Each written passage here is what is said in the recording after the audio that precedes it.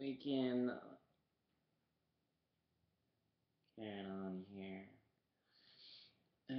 Supporting education for younger minds and younger generations, as well as us adults. Keep tuning on.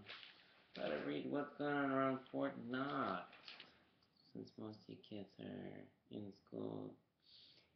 Diverse Middle School Teen Center hosts open house free food raffle by Eddie Ragland, Fort Knox. Gold standard here.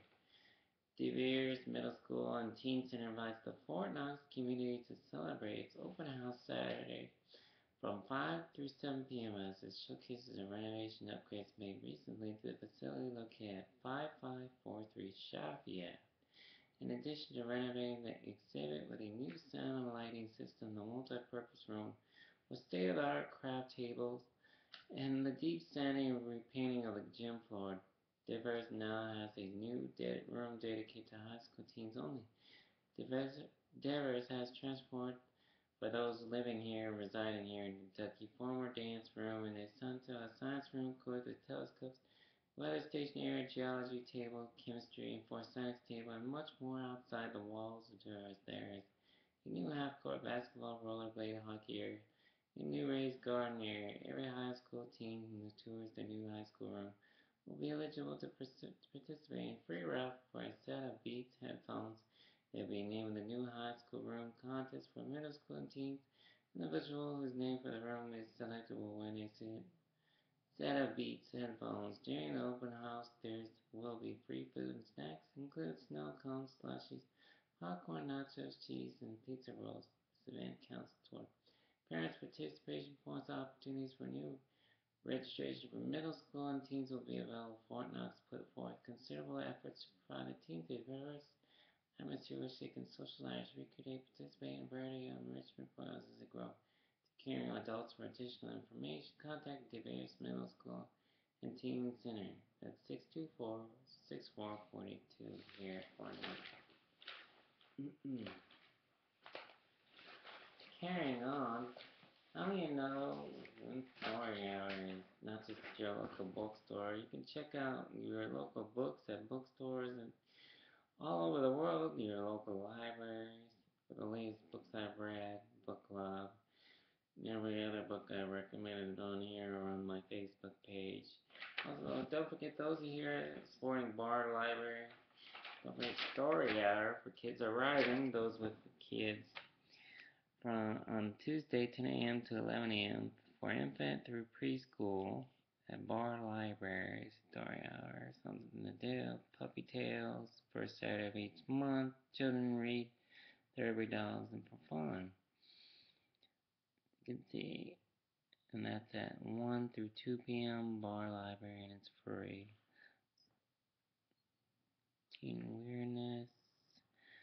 Soldiers Story Time, Bar Library, video, social reading. If you're being deployed or going to be deployed, you might want to think about that right there. Help you get your kids through a rough time through a whole year while you're deployed. You also can do that through your local internet. You can mail them a CD and be able to put it together for you as well. But square away, it's not hard.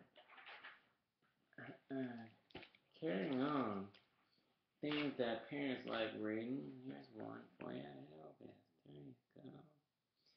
Something I enjoy reading, other than Sports Illustrated swimsuit. Everyone over here, Brazil. How many know what the capital of Brazil is? You don't know the answer to that one? What's the capital of Brazil? Anybody know? Remember?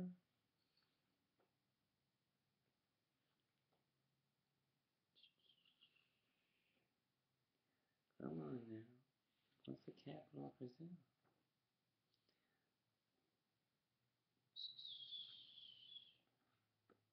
Do you know? The capital of Brazil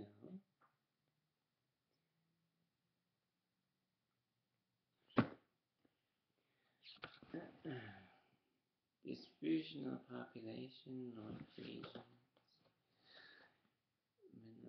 sources. Southern region. Rio de Janeiro. Salvador. Brazil. God bless all your families out there. Being a single dad who cares about people, and bachelor dad to heart, who's into many things like dating women, thin as can be, and to sports like I am. Cantor, somebody's bilingual, speaks all kinds of language.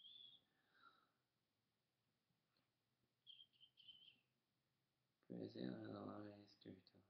In 1984, there was a nationwide demonstration demanding direct elections down to juristas jail to choose a new president in January 1985.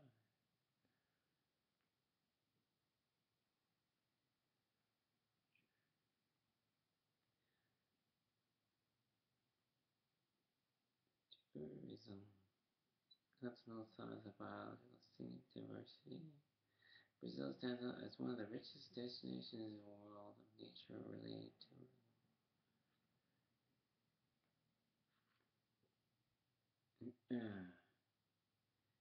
Today, Rio de Janeiro is the biggest and best-known pre-Lenten carnival in the world. Did you know that? Widely acclaimed as the greatest Brazilian writer of the 19th century was Machado de Assis. That's right.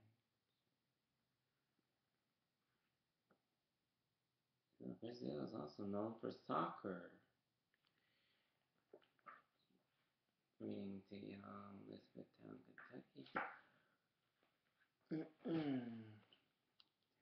Carrying on. Melting away, 10-year journey through our endangered polar regions. Camille Seaman.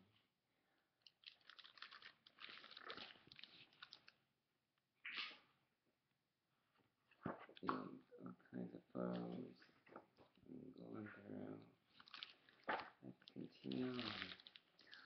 Overturned iceberg. Before my very eyes, an ordinary looking snowy white iceberg suddenly shifted and rolled to rear of this giant blue snow cone. Blue ice is caused by compression. The fewer air bubbles in the ice, the more blue the ice color, as a result of refraction, being an environmentalist.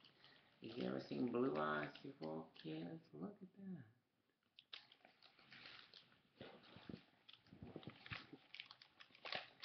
Stuff you see in Alaska and all different parts of Alaska.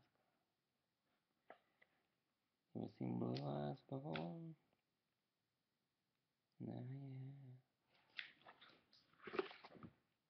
yeah. Death is not the end. Antarctic sounds in Antarctica, February 2010. Storms darken the day as we pass by the precarious cone office. Bounced on the edge of the sea, I could not help but wonder how many years of ice the snow had traveled to end up perched on the edge of its own oblivion. You see that? Look at that.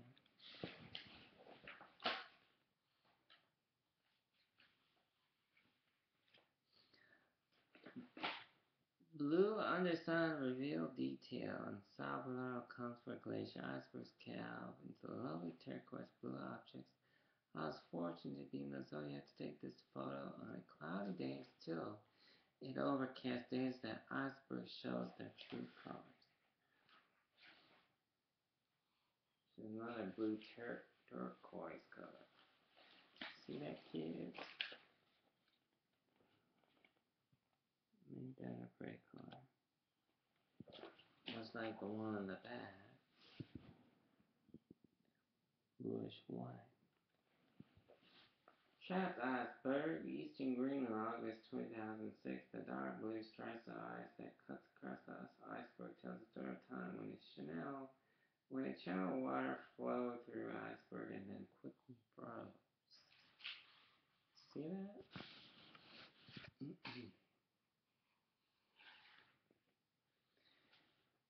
Stuck under the moon, Disco Bay, Greenland, September 2009. At the foot of the Jacobschild Fjord in Lusat, there is a sandbar. This sandbar acts as a traffic gate for the fjord. icebergs have traveled 60 miles down the fjord, a journey that has taken 2 years. These massive icebergs stand well over 250 to 300 feet above the waterline. They will stay there, jammed up, until the tide sets them free. Most likely, they will collide and crumble and roll, becoming smaller before they achieve a green signal to float away. You see that?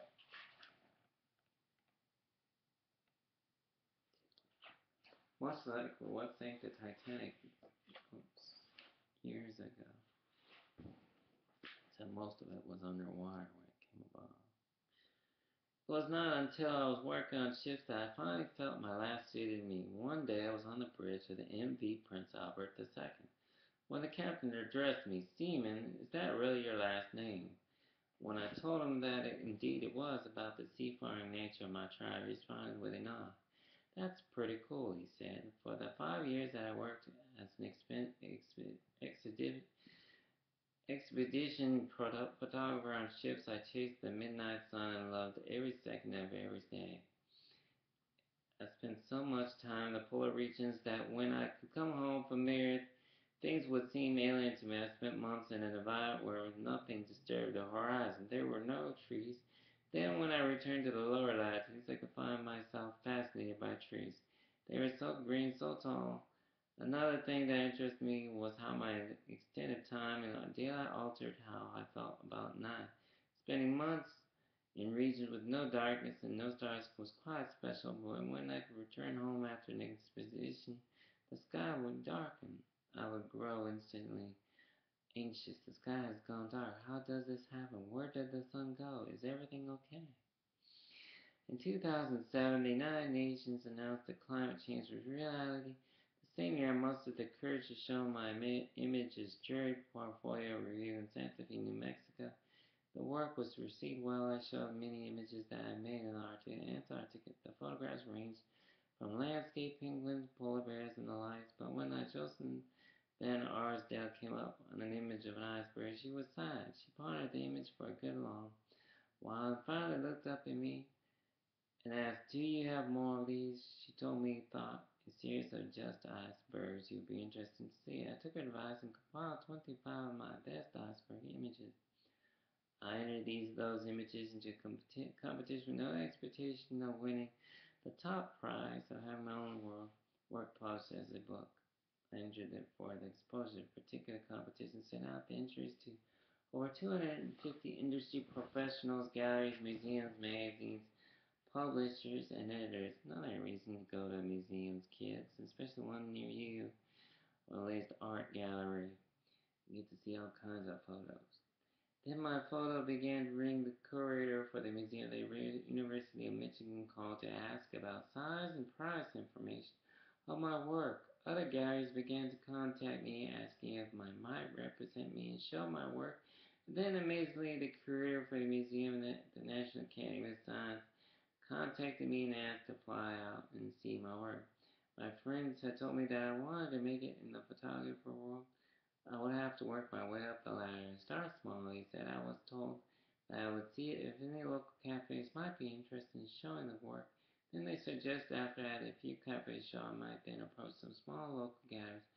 I was adamant when I was told them I'm sorry, but I do not see my work in cafes or in small galleries, they told me. Then you won't get very far. I had a vision of my work hanging in a grand space with white marble floors. Could I explain to them that the vision was clear? It was that vision that would hold too. When the curator from the National Academy of Science arrived at my Berkeley studio, I was more than a little nervous. I wasn't sure what he wanted or why he traveled so far to meet me. To see this work, we looked through the images and talked for a while about the work and how I'd come to make it. Then he told me he wanted to offer me a solar shot at the museum in our nation's capital. I thought I had to tell him, but I had never exhibited or shown my work anywhere. Not even in a cafe. He told me the work was important and needed to be seen. He wanted me to be the one to show it first. Months later, after the prints were shipped to Washington, D.C., it was time for an exhibition opening reception. I felt such a deep satisfaction to discover my work was in a historic building. Not only was it very grand space, it was white marble floors. After such an obvious beginning to my career, great things continued to happen. I had exhibitions of all of my work all around the globe. My images and parts of my story were published in magazines in many countries. I was asked to speak to more and more around the world, and everywhere my work and words were shared. People reached out to let me know how much they appreciated what I was doing. I began to realize that the story I was told was very important as the images I had not realized how singular my point of view was or how relevant at these times. Don't just read about this on National Geographic, those magazines. In 2011, I became a TED fellow, which launched me onto a global stage alongside after positive thinkers. If there is one positive thinker who continues to inspire me, it is Martin Luther King Jr. When he spoke to actions he never spoke only of how oppressive or subjugated his people were. He led others to take their first difficult steps toward a new future. I understand that without positive inspiration, people might be left feeling too fearful to move forward. TEDsters are interested in more than just about change. They want to be and make that change. They realize that TD follow had no interest in spreading fear and would follow instead a positive approach in addressing climate change. Each one of us is an earthling as we share this planet with many thousands of other kinds of life. Also, earthlings, the vast majority of which are in some very related to us, buds and branches on the trees of life. I thought that time had come to spread the stories that have been raised hearing so freely, share knowledge that my family shared with me to offer these stories that were define our creaky understanding of the role of humanity. I need to tell those stories about to remind us how beautiful, how precious, fragile this planet is. We who live on this planet need to step up, discover and abide by those rules that honor this planet. As an intercontinental ecosystem, Earth is not a playground for humans. If one species falls, we all fall. Then one day I came across an image that defined what this work meant to me personally. It was a photograph of a young Athabascan girl holding a sign of protest of naked people of tar sands on the land. These signs between her arms that since said be a good ancestor. It was as if she was speaking directly to me, and that one image a child was asking me to think of the future generations. I realized I was asking for those who look at my images to do the same. Reading on, kids. Tabular iceberg reflected. You see that right there? You see that little iceberg that looks like that? Interesting shape. Almost square-like.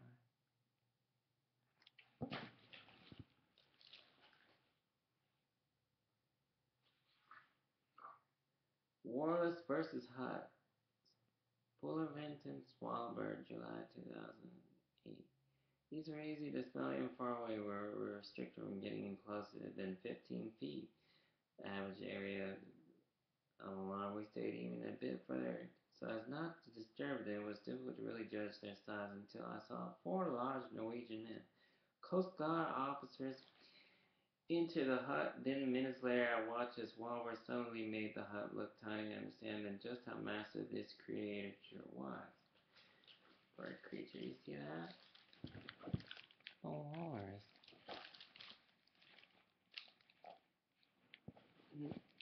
Oh, look at that. Giant. Are they not?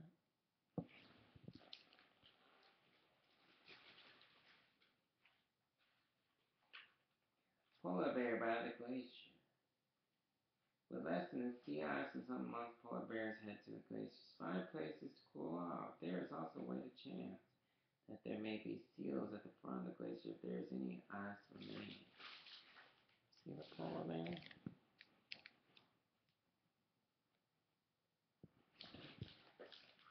There we go.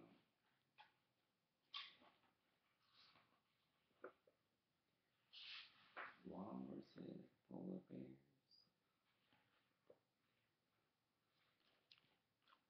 Another polar bear.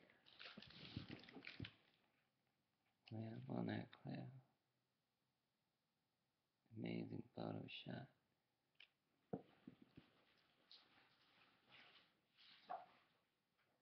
Walruses. See the walruses lying and frolicking next to each other? Look at that.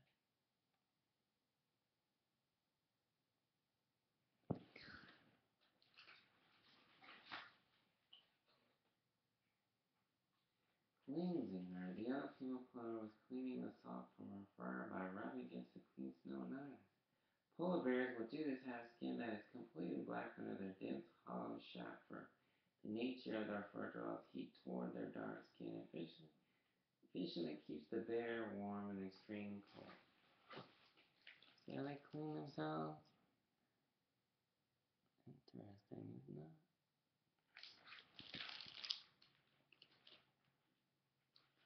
You put that right there. Polar bear laid bird colony second. We watched from our ship as the young bear swam over 5 miles, following his nose to the smallest islet with a 30-foot high ledge of cliffs. There are birds nesting on the top of these craggy rocks, and a hungry bear is a hungry bear. These glacial skulls were on high alert and very leery of the bear. This polar bear was making a perilous journey up across a glacier.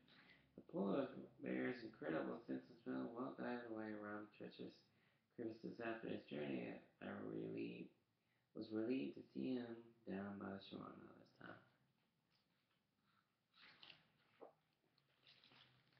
They're as curious as people themselves. Yeah, stay away from polar bears, though. They'll not shy, that's for sure. In less than 2 hours, I watched this bear travel across the rocks from nest to nest with gulls and eider ducks scrambling to safety in the air. They had no choice but to abandon their eggs and helpless chicks to the young of the bear. He left no nest unmolested. It was in the scene I began to connect the dots about what happens as the pole directly affects us in our temperature zone.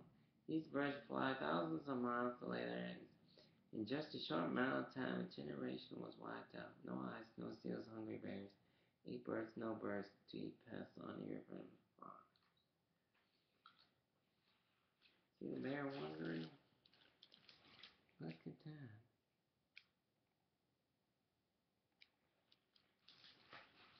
Yeah, wildlife preservation protector myself.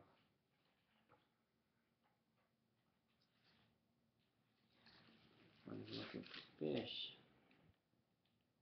See that?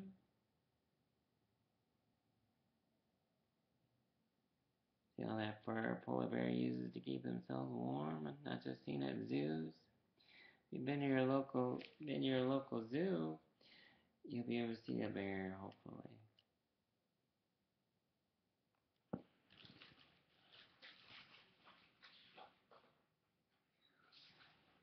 And the end. Gonna end it right there. For more information on your local wildlife, visit your bookstore, your library, or barnesandnobles.com. Ask your parents to purchase that book. Alright? Say your prayers, kids. I know on the other side of Alaska, it's maybe daylight, but it's actually nap time for most folks and sleep time. Because it's nighttime on the other side of the world.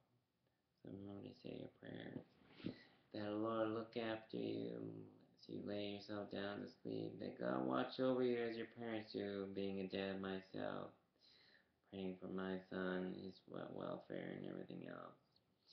You know, because it's not easy for those whose parents are military being deployed away from their kids and their loved ones. So you pray real hard that God helps them come home safe to you. That way they can give you a big old hug. You know, and do all kinds of things and fun things with you. Play sports, video games, and like everything else. Pray that they come home safe for you. I know a lot of them want to reach to the computer and give you all a hug. You're counting the days before mom and dad come home. Keep staying positive. Do your homework. That's what they would want. Squared away. You know, remember, Care Bear cares about all of you. So keep those grades coming and stay educated. Education opens a doorway of many doors. or a bachelor, who knows? Do you know why? Because that's what your parents would want out of you. From my heart to you, much love. Oh Lord, saying a prayer, lay me down to sleep, my soul to keep me, watch over me, keep me safe day and night, as I lay here, sleeping close, sleeping tight. For when I awake, may I have a good day. In Jesus' name, amen. So y'all stay positive, love one another, share. Remember, you see someone bullying another person's kid, tell the teacher and they'll be able to stop them from doing that. Alright? God bless you and all those out there. Much love. Right here at home. Hallelujah. Hallelujah.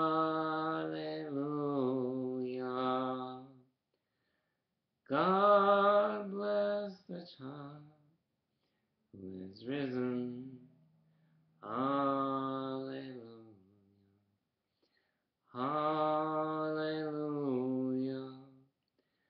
God bless the child who is risen. Much love. Stay tuned. See you next weekend.